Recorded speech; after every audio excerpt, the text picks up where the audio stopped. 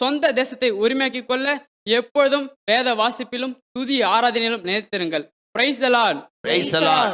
2 கொரிந்தியர் 5ஆம் அதிகாரம் 1ஆம் வசனத்தை வாசியுங்கள்.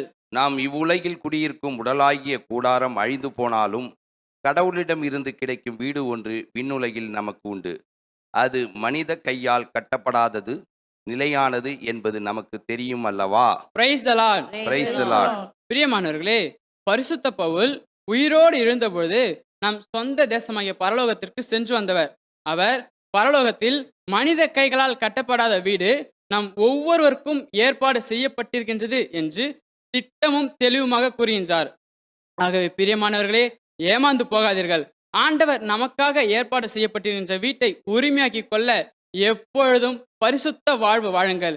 இடைவிடாது ஜெபியுங்கள். வேதம் வாசித்து தியானித்து வாழ்வாக்குங்கள். ஏராளம் தான தர்மம் செய்யுங்கள். Price the Lord.